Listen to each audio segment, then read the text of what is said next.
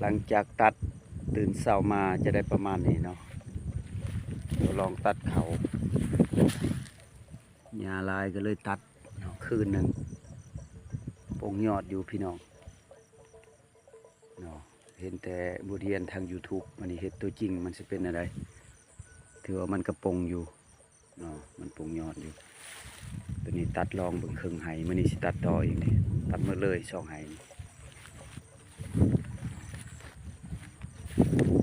บทเรียนเกิดจากตัวจริงจากบทเรียนเลยต้องลองตัวจริงจากตัวจริงเป็นประสบการณ์ครับว่าหลายเทื่อเฮ็ดเป็นประสบการณ์เป็นชำนาญงานในเมื่อชำนาญงานแล้วจะเป็นเชี่ยวชาญอันนั้นคือความรู้องค์ความรู้เกิดจากตัวจริงจากตัวจริงเป็นประสบการณ์ครับทฤษฎีเป็นแนวทางประสบการณ์คือเฮ็ดตัวจริงนี่คือบทเรียนวิธีการเฮ็ดนาเฮ็ดแต่โมเฮ็ดว่าตัดจังสั่นตัดจังสี่อันนี้ลองเบิ่งมันสิเป็นอะไร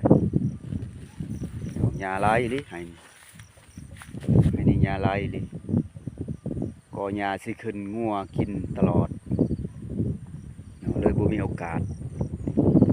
ขึ้นเนาะตัวนี้ลกได้ซ้ำนี่ตัวนี้ลกได้ซ้ำนี่บ่ไหวแล้วลกนี่ตัวนี้งัวบ่ได้กินนี่ยอดพร้อมกันนี่บางนี่งัวบ่ได้กินนี่ยอดมือเดียวกันนี่ตัวนี้งัวบ่ได้กินสภาพตัวงัวบ่ได้กินก็เป็นอันนี้มีตัวนี้งัวกินคือกันตัวนี้ก็งัวบ่ได้กินนี่ยอดมือเดียวกันฉะนั้นซ่องไห้นี่ถือถ้าหับงัวกิน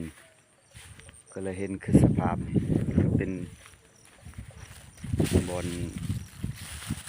ทดสอบทดลองบทเรียน